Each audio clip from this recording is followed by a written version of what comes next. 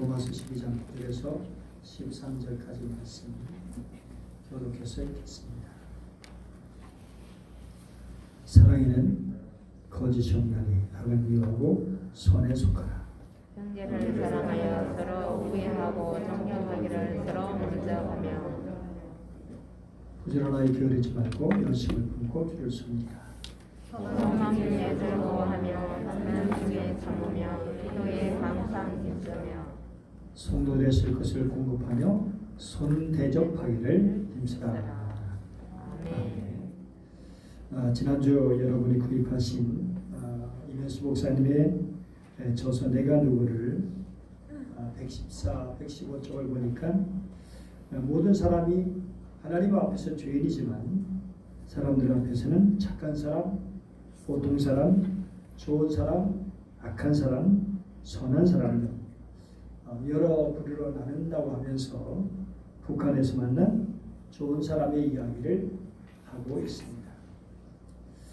그런데 그런 그 모든 기준을 한마디로 말하면 사랑으로 말할 수 있을 겁니다. 그 사람 마음속에 사랑이 있느냐, 사랑하며 사느냐, 아니면 무관심하고 무정하고 매정하고 미움과 증오로 사느냐라고 하는 거죠.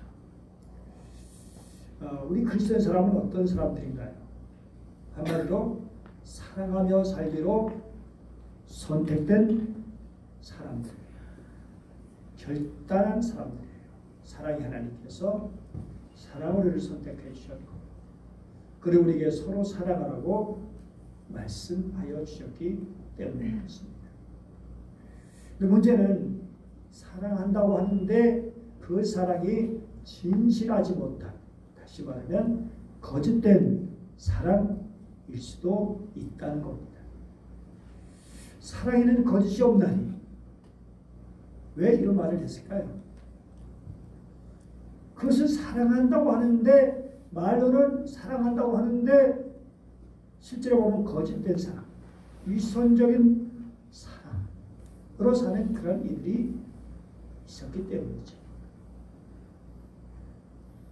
거짓, 그 사랑은 거짓 사랑.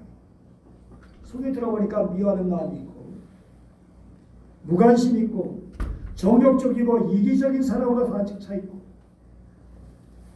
상대방을 사랑하는 것 같은데 그 사랑은 가만히 보면 자기 사랑이에요. 자기 사랑. 그래서 자기 마음에 들지 않으면 사랑이 변하여 뭐가 되죠? 미움이 돼요. 온 마음으로 변하는 거예요. 그런데 하나님의 사람들은 그런 사랑을 할 수가 없잖아요.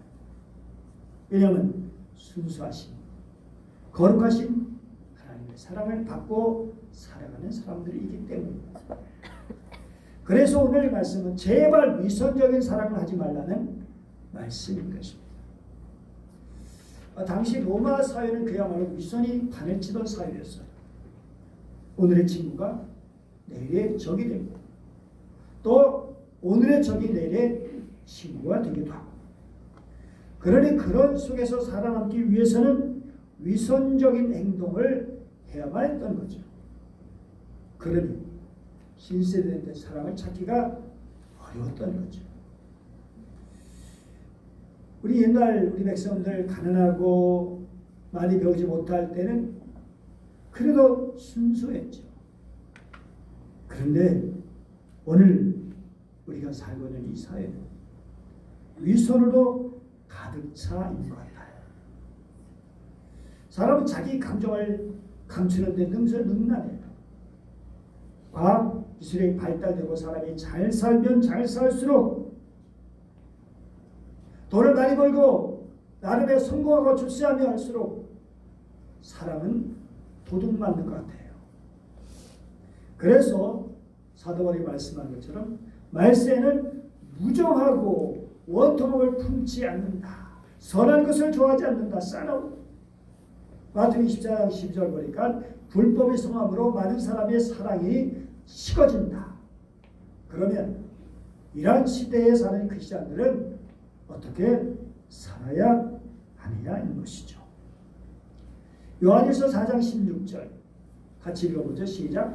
하나님은 사랑이시라. 그렇습니다. 다시 말해서 사랑은 하나님의 본질이라는 거예요.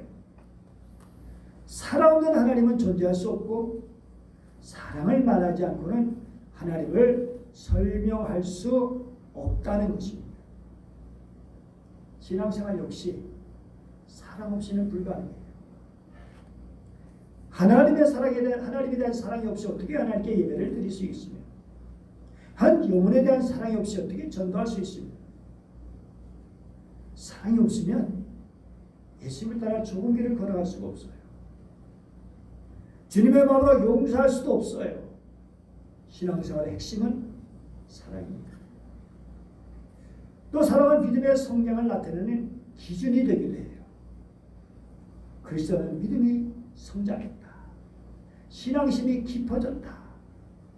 라는 말을 자주 하는데 이 말의 기준이 뭘까요? 성경 공부를 열심히 하는 것일까요? 예배 추석을 잘하는 것일까요? 헌금 생활과 봉사와 섬김 생활을 잘하는 것일까요? 물론 맞을 수 있죠. 그런데 다른 무엇보다도 하나님을 사랑하는 것, 정말 하나님을 사랑하고 이웃을 사랑하는 것이 없다면 그 사람이 정말 신앙이 잘한 거냐라는 거예요. 아무리 교회 열심히 봉사하고 아무리 기도 많이 하는 것 같아도 그 사람이 신앙이 잘한 것인가? 정말 하나님을 사랑하고 이웃을 사랑하는 것이 가장 큰 계명이 있지 않아요. 믿음의 성장은 내가 이전보다 주님을 더 사랑하는가입니다. 내가 주님을 사랑하는 마음이 식어졌다면 내 믿음이 식어진 거예요. 내 믿음이 아무리 열심히 예배드리고 기도 많이 한다 할지라도 주님을 사랑하지 않는다면 그것은 정말 내가 주님을 믿고 있는가 라고 생각해 볼 수 있는 거죠. 하나님의 사랑이 얼마나 순수하고 넓고 깊습니까? 참된 주님의 사랑은 순수하죠. 깨끗한 사랑입니다. 맑은 사랑입니다. 오염되지 않았어요. 그런데 위선적인 사랑은 이런 하나님의 아가페 사랑과는 정반대예요. 두 사랑이 결코 공존할 수가 없어요. 사랑은 진실된 것이다. 아니면 거짓된 위선적이라면 그것은 사랑이 아닌 것이죠. 여러분 위선적이라고 하는 것은 정말 어떤 것입니까? 배우가 가면을 쓰는 데서 유래된 그런 말인데요. 가면을 써요. 옛날 연극 배우들이 벨라 이제 연극이 발달했죠. 가면을 쓰고 연극을 해요. 자기 역할에 맞는 가면을 쓰는 거죠. 그 가면은 아주 선한 사람의 모습일 수 있어요. 아주 그냥 웃고 있는 사람의 모습일 수 있고요. 그런데 정말 그 사람이 그렇게 선한 사람이냐? 그 사람이 지금 웃을 수 있는 환경이냐? 어떤 사람은 악한 역할에서 악한 얼굴을 하고 있는데 그런데 그 사람이 정말 그렇게 악한 사람이냐? 악역을 하는데도 순수한 사람도 있을 수가 있는 거죠. 결국 가면을 쓰고 있다는 것은 자기를 그렇게 보여주는 게 아니에요. 그냥 연극에 그 인물을 드러내는 것이죠. 뭐 배우들이 하는 거야. 그건 자기들의 일이니까 그것은 당연한 것이지만 그러나 우리 인생, 우리 살아가면서 그런 가면을 쓴다면 어떻게 되겠어요? 위선적인 그런 모습, 의식적인 그런 모습에 가면을 쓰고 산다. 그래서 사랑은 마스크를 붙여서는 안 된다. 우리가 마스크를 쓰고 다녀야 되지만 또 가면을 이렇게 써야 될 때가 있겠지만 그러나 인생에 우리가 살아가는 삶에 있어서는 그런 가면을 써서는 안 된다라고 하는 것입니다. 연극적인 사랑을 하지 말라. 오늘 그런 말씀을 하고 있는 것입니다. 요즘 사랑이 귀하기 때문에 연극적인 가면을 쓴 사랑을 할지라도 끌려가는 게 있어요. 어거스틴은 이런 말을 했어요. 인간은 진실한 사랑에 기갈해 있기 때문에 거짓 사랑일지라도 사람을 끈다. 정말 그렇죠. 거짓된 사랑이라도 진실한 사랑이 뭔가가 있기 때문에 그게 진짜인 것처럼 착각하고 거기에 빠져들게 된다라고 하는 사실입니다. 뻔히 보이는 그런 입술에 담긴 말인 줄 알면서도 사람의 호의에 약해요. 빈말이라도 칭찬해주면 정말 고맙죠. 멋있다고 예쁘다고 하면 기분이 좋죠. 그만큼 우리는 사랑의 기갈 상태에 있는 거죠. 그러나 우리 성도들만은 그렇게 모양만 가져서는 안 될 것입니다. 오늘 본문은 말씀하고 있습니다. 악을 비유하고 선에 속하라. 시편 97편 10편 10절 같이 한번 읽어볼까요? 시작. 여호와를 사랑하는 너여 악을 미워하라. 그렇습니다. 사랑은 악을 미워하는 것이고 선에 속하는 것입니다. 이 미워한다는 것은 지극히 미워하는 거예요. 아주 싫어하는 거예요. 속하는 것은 달라붙는 거예요. 깨붙는 거예요. 그래서 정말 악을 지극히 미워하고 선은 선에 딱 달라붙는 거예요. 그렇죠? 우리 로마서 16장 19절 보니까 선한 데 지혜롭고 악한 데 미련하기를 원한다. 데살로니가서 5장 15절 우리가 간과하기 쉬운 말씀이죠. 항상 선을 따르라. 그 다음에 쉬지 말고 기도하라. 범사에 감사하라. 이렇게 항상 기뻐하라. 그런 말씀이 뒤에 나오는 것이죠. 항상 선을 따르라. 결국 우리가 삶의 기준이 어디냐면 직장 생활하면서 학교 생활하면서 사회 생활하면서 내 기준이 어디냐. 선. 이게 선이 아니라면 선이 뭡니까? 하나님의 뜻이잖아요. 하나님이 원하시는 거잖아요. 하나님이 기뻐하시고 하나님이 하기를 원하시는 것. 하나님의 뜻이 그 선한 것이잖아요. 거기에 붙어있는 거예요. 직장 생활에도 이게 하나님의 뜻이 아니라면 그거 싫어하고 따르지 않는 거죠. 선한 일을 위해서 내가 정말 사업을 하고 내가 무슨 일을 해도 이게 선한 일이냐 하나님이 기뻐하시는 일이냐 이게 중요한 거죠. 내가 교회 생활하는 것도 내가 이렇게 생활하면 하나님이 기뻐하실까.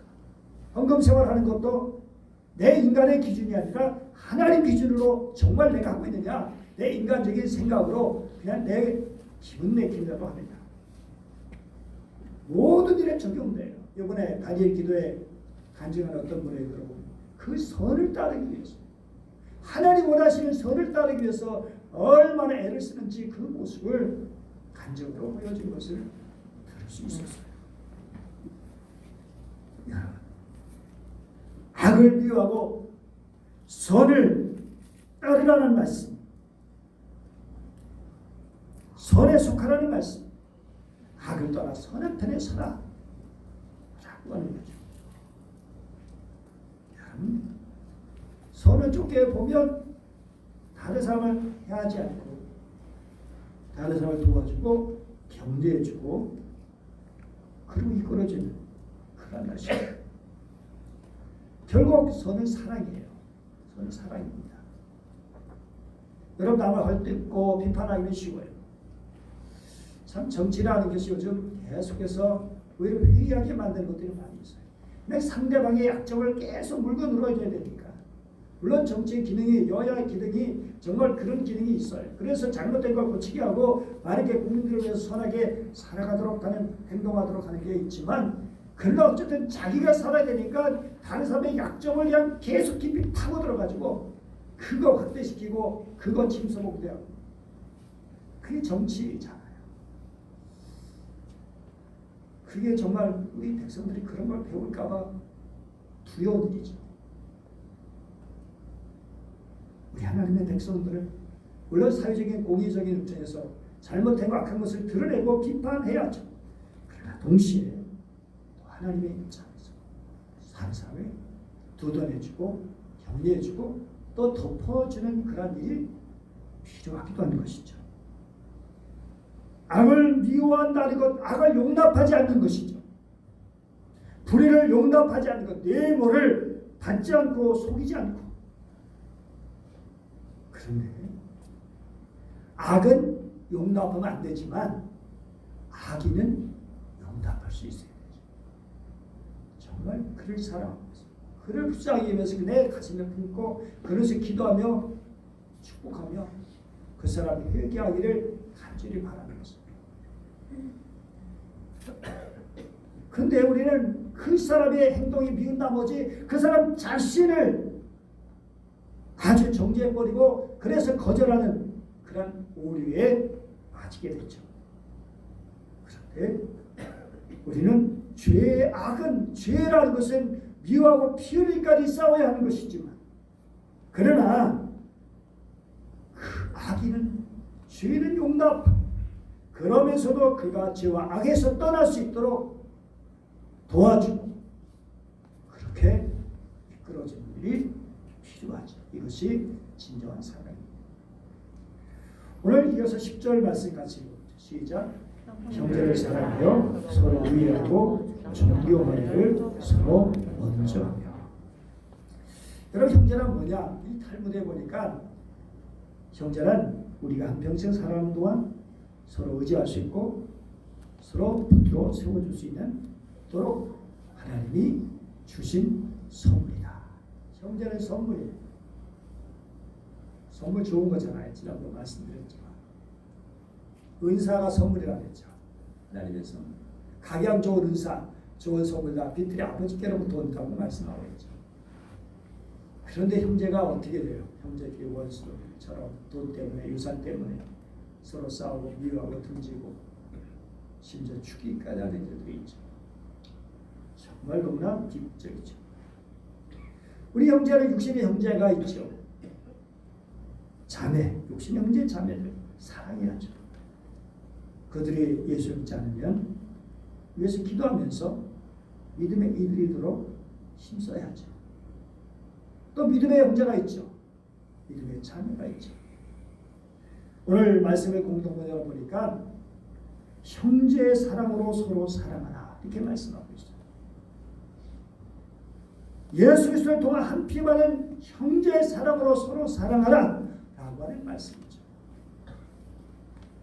정말 그렇습니다. 한 가족으로서 친절하게 사랑하라. 누구를? 우리 육신의 형제뿐 아니라 믿음의 형제들에게 우리 교회를 섬기면서 어떻게 교회를 섬길까를 말씀해 주는 거잖아요. 우리 로마서 12장 우리 2, 3절부터 쭉 말씀해 주고 있잖아요. 은사에 대해서 말씀하고 은사는 다 교회를 섬기는 거죠. 그러면서 구체적으로 이제는 어떻게 살아야 되는가? 바로 그런 모습이 진실한 사랑부터 시작해서 바로 오늘 형제 우애까지 나오고 있습니다. 형제 사랑 부정적으로 보지 않고 비관적으로 보지 않고 정말 지금 형편없지만 그래도 사랑은 기다려주는 것이고 믿어주는 것이고 우리 믿음의 식구들 다 주님의 흘리신 보혈로 말미암아 한 피바다 한 몸이는 형제요 자매들이죠. 그러므로 우리의 관계는 이 세상으로 끝나는 게 아니에요. 영원까지 이어져요. 영원까지 이어져요. 그러니 얼마나 귀한 존재들이에요. 정말 그렇죠. 오늘 이런 형제들을 먼저 존경하라고 말하고 있어요. 먼저 존경하라. 여러분 존경 어떤 사람이 존경하나요? 그래도 뭔가 그럴듯한 사람이잖아요. 나은 사람, 이렇게 잘하는 사람, 칭찬받을 만한 사람, 그런 사람을 존경하게 되죠. 그런데 성경 뭐라고 말씀하고 있죠?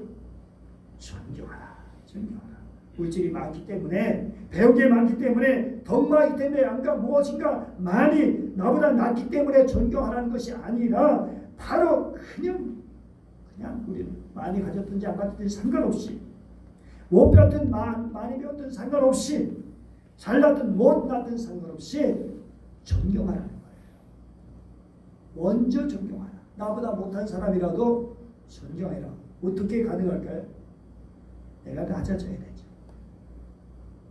오직 겸손한 마음으로 각각 자기보다 남을 낮게 여기고 내가 내려가야만 남을 높여줄 수 있죠.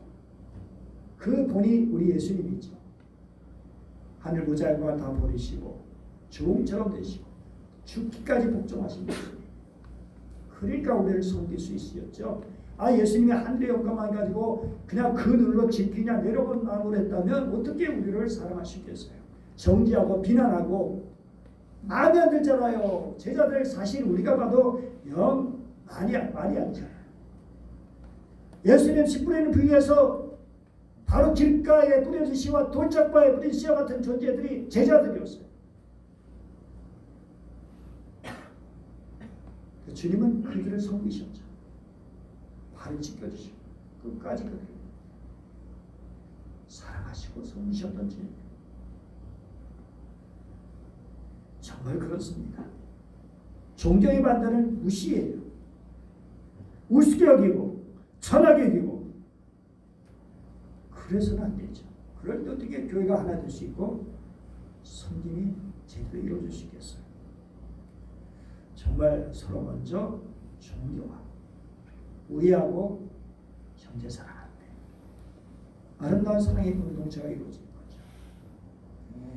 11절 말씀 읽어보죠. 시작.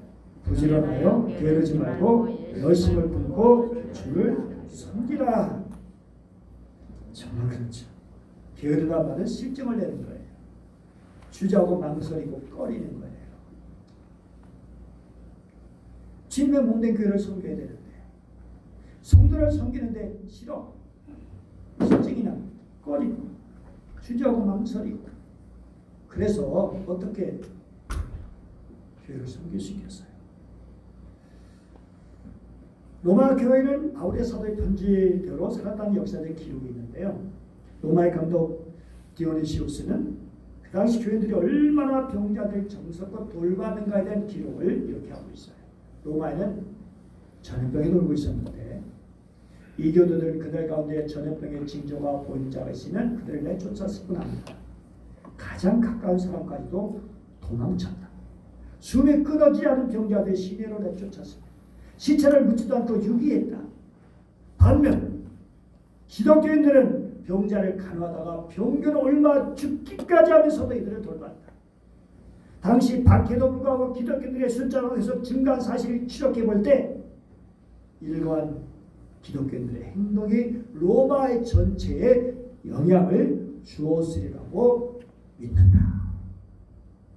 우리나라에 왔던 선교사 아가씨로 와가지고 가난한 사람, 병든 사람들 그들을 그래서 일찍 죽었어요. 공들어서. 그런데 그 장례식 때 맨 처음에 수많은 사람들, 우리 특별히 거린들, 병자들, 가난한 사람들, 연약한 사람들이 그 뒤를 따르며 슬퍼하고 그 이름으로 지금 광주에 거리 이름이 생기고 있어요. 사랑으로. 우리의 사랑은 어떻습니까? 열심을 품고 뜨거운 마음으로 열정적으로 그래서 공동원이 열렬한 마음으로 주님을 섬기십시오라고 연락했어요. 그런데 요 앞에 어떤 단어가 있냐면 퓨누마라는 단어가 있어요. 이게 우리가 생략되어 있어요. 번역이. 그래 이 말은 성령 그런 번역하시는 단어예요. 그래서 세번역 보니까 성령으로 뜨거워진 마음을 가지고 주님을 섬기십시오라고 번역하고 있어요. 성령 우리 마음을 뜨겁게 하잖아요. 우리 마음을 사랑으로. 은혜 받으면 어때요? 가슴이? 여러분 어떻게 돼요? 은혜 받으면 냉랭해지나요? 따뜻해지나? 은혜 받으면 포근해지고 뜨거워지고 막 눈물이 쏟아지고. 그래도 고등학교 2학년 때 얼마나 펑펑 눈물을 흘렸지. 오늘 이번에 간증한 사람들 얘기 들어봐도 눈물 얘기를 많이 하잖아요. 눈물이 이렇게 쏟아지는 거예요. 주체할 수 없어. 눈물이 쏟아져. 제가 은혜 있을 때 또 막 우리 지휘자 죽었다는 얘기 듣고 눈물이 얼마나 쏟아지지. 펑펑 쏟아가지고 주변에 옆에서 있다는 사람들이 깜짝 놀라가지고 웬일이. 정말 하나님이 주시는 마음이 그 뜨거움. 그 마음을 저도 다시 회복하게 되기를 간절히 바라고 있습니다. 사랑하는 여러분, 미지근한 교회. 요한계시록 3장 15절 보니까 라오디가 교회를 말씀하면서 차든지 뜨겁지 않기를 원하라. 너 차지도 않고 뜨겁지도 않아. 미지근해. 그래서 이런 교회에 맞추시는 말씀이 19절 보니까 무릇 내가 사랑하는 자를 책망하여 징계하노니 그러므로 내가 열심을 내라. 미지근한 우리의 모습에 미지근한 모습이 아닙니까? 라오디게처럼 뜨거운 것도 아니고 차가운 것도 아니고 미지근한 우리의 신앙생활이 아닙니까?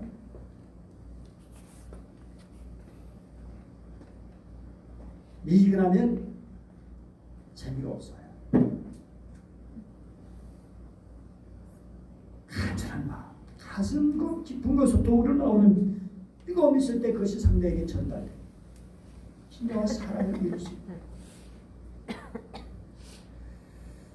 사랑 여러분 아침 우리 새벽기도 나오는 것도 여러분 어떻습니까?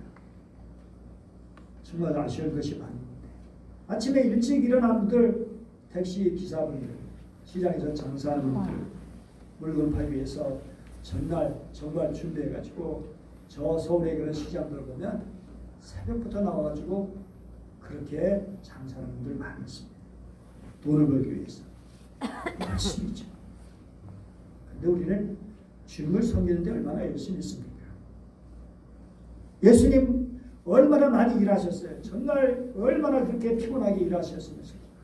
근데 아침 되면 일찍 일어나셔서 기도하신 예수님의 모습을 보여줘. 새벽기도 예수님이 우리에게 보여주신 거예요. 반드시 보여준 거예요. 그렇게 피곤하신다. 그런데 그를 통해서 우리가 인해 있을 때 그 피곤함을 이길 수도 있는 것이죠. 저는 개인적으로 정말 새벽기도가 얼마나 소중한지 몰라요. 사실은 새벽기도 보면 육신적으로 편하죠. 그런데 새벽기도가 있기 때문에 저는 제 영혼에 또 그렇게 힘을 얻을 수 있어요. 그래서 주일은 혼자서 새벽기도해요. 주일은 이제 오시는 분들이 없으니까 혼자 그냥 새벽기도 하면서 또 드려지고 있어요. 여러분 붙지 말아요. 힘을 품고 주님을 섬길 수 있기를 바랍니다. 소망 중에 즐거워하며 12절 환난 중에 참으며 기도 영상 쓰며 로마서 5장 3절 이하의 말씀 같죠? 환난 중에도 즐거워하고 환난의 인내는 연단은 소망이 있는 줄 알기 때문에 정말 그렇습니다. 소망으로 즐거워하는 거예요. 지금 어렵지만 힘들지만 낙심할 수 있는 원망할 수 있는 여러 가지로 정말 고달픈 우리의 삶이지만 그러나 소망을 가지고 즐거워하는 거예요. 환난 중에서도 이 소망을 가지고 참는 거예요. 인내. 그래서 연단돼서 우리가 순문같이 나오게 되는 거예요. 소망이 이루어지게 되는 거예요. 정말 그렇죠? 그 속에 살아있는 주님을 사랑하는 마음, 교회를 사랑하는 마음. 그러면서 기도에 항상 힘쓰라고 말씀하죠. 쉬지 말고 기도하라. 정말 이렇게 우리가 힘을 낼 수 있는 것은 기도할 때 하나님께 기도함을 통해서예요. 기도로 말미암아 하나님에게 힘을 주세요. 기도하는 가운데 하나님 우리 마음을 만져주셔서 우리의 상처를 씻어주시고 말씀과 기도죠. 말씀을 통해서 기도를 통해서 우리가 주님을 만나고 주의 음성을 듣고 주님의 뜻을 깨닫고 주님께서 또 응답해 주셔서 우리 마음에 또 기쁨이 있게 주님과 깊은 교제 알 사람이 없도다. 하나님과의 나만의 비밀이에요. 그 비밀을 많이 간직하시는 여러분 되시기를 축복합니다. 그렇습니다. 정말 기도합니다. 우리가 다시 기도를 했으면 좋겠어요. 우리 다음 주에 대림절 시작되면서 또 대림절 연속 기도가 할 텐데 뭐 제가 다 그 기도하면 안 되지만 그는 그대로 해도 되지만 또 그게 살을 붙여서 여러분들이 쭉 기도할 수 있어요. 더 많이 기도할 수 있고요. 어쨌든 함께 기도에 참여하시기 바랍니다. 우리 항정직들 참여하시고 우리 사랑하는 성도들 참여하시고 그래서 함께 기도로 새롭게 맞이하자고요. 크리스마스 2022년을 새롭게 맞이하시자. 하나님 우리를 통해서 역사하시기 원하시는 것입니다. 기도하지 않아서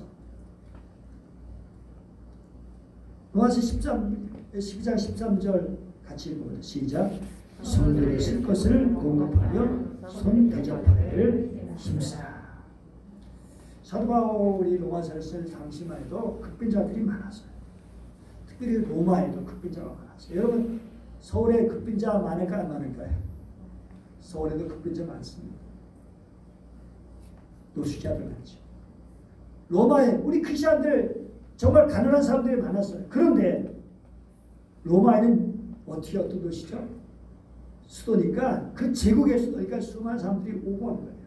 많은 사람들 오면 특별히 그중에 크리스천도 또 오는 거예요. 로마에. 그러면 이 사람들이 어디 갈까요? 요즘은 여관 있고 다 있지만 옛날에는 여관 제도가 제대로 됐나요? 어디를 찾아가나요? 교회를 찾아가는 거예요. 교회들을 찾아가요.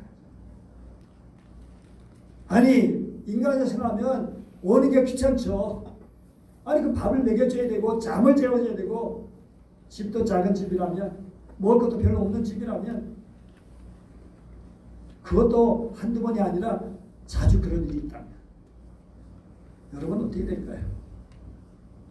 오늘날 누가 뭐 우리 집에 찾아오고 그런 게 별로 없죠. 옛날 동의하면은 강사들 다 집에서 오셨는데 요즘 그런 일 없잖아요. 그런데 정말 우리는 어떻습니까? 성들이 쓸 것은 너 알아. 힘든 거 알아. 어려운 거 알아. 그래도 전제되어 있어요. 그래도 기쁜 마음. 홍하나 한쪽으로 나누는 그런 마음. 성들이 쓸 것을 공부해라. 너희가 돈 많기 때문이 아니야. 부자기 때문이 아니야. 그런데 정말 이렇게 하면 하나님이 채워주신 것을 경험하게 됩니다. 그리 아니하실지라 주님의 말씀하시기를 사람이라 손을 꽉 쥐고 있으면 복만 있어요. 그런데 손을 펴면 없어지는 것 같은데 전도서 말씀이니까 물 위에 식물을 던지라 왼날에 도로 찾으리라. 이해가 안 되죠. 어떻게 물에 흘려진 걸 찾을 수 있겠어요? 하나님이 채우신다. 성경은 정신이 분명히 말씀하고 있습니다. 철저히 심을 때나 거둘 때나 그 바쁠 때라도 안식을 지켜라. 안식년, 신년, 면제년 다 탕감해줘라. 다 종들 돌려보내줘라. 땅 안식년에 농사하지 마라. 땅을 쉬게 하라. 그럼 다이내라 우리. 그럼 우리 어떻게 손해잖아. 그거 어떻게 살아? 근데 하나님 책임져준다. 내가 책임져야지. 이 철저히 성경의 정신. 너희가 내 말대로 하면 내가 책임지겠다. 너 개인들 내 공동체 나라를 책임져 주겠다. 헬레 벤다크라고는 대저택이라는 분이 소설을 썼어요. 어느 부자가 천국에 갔는데 천사를 인도한 대로 자기 집을 찾아갔어요. 아주 작은 오두막이 나타났어요. 거기도 민망한 오두막집. 그가 자기가 살아야 할 집이라는 거예요. 너무나 어이가 없었죠. 그런데 자기 집 옆에 천사들이 한참 의리의리한 대저택을 짓고 있어요. 저 궁금해서 누구 집이냐고 물어봤더니 자기 한 동네에 살았던 초란 의사의 집이라는 거예요. 자기 비에 형편없던 그가 어떻게 그런 맨션에 살 수 있냐고 항의적으로 말을 했어요. 천사가 부자에게 말해요. 당신도 알다시피 지금 짓고 있는 건축자들은 모두 그 집에서 본인이 세상에 사는 동안 부지런히 보낸 것들입니다. 당신은 너무나 적게 보냈어요. 당신이 평생 보낸 자재만으로 이 오두막집을 짓는데 그조차도 힘들어요. 그런데 저 의사 가난하지만 평생 남에게 나눠주는 것을 기쁨으로 알고 살았던 사람, 그가 나무에 쓴 것은 하나도 빠짐없이 이곳에 동작했어요. 자재가 너무 많아서 저렇게 큰 저택을 짓고도 남을 정도가 되었습니다. 가슴 와닿는 이야기죠. 사랑하면서 봉사해라. 진실된 사랑. 열심히 봉사해라. 어려워도 봉사해라. 기쁨으로 소망을 가지고 기도로 힘을 입고 성령의 도심으로 힘을 봉사해라. 나누면서 봉사해라. 대접하면서 봉사해라. 오늘 주님 우리에게 주시는 교훈입니다. 기도하겠습니다. 은혜로우신 하나님 아버지 감사드립니다. 오늘 저희를 사랑해 주시고 말씀을 주시니 감사합니다. 주님의 말씀으로 살게 하여 주시옵소서. 말씀대로 교회를 섬기게 하시고 어려운 이웃을 도울 수 있게 하여 주시옵소서. 진실된 사랑으로 살게 하여 주옵소서. 간절히 원하며 귀하신 주 예수님의 이름으로 기도드립니다.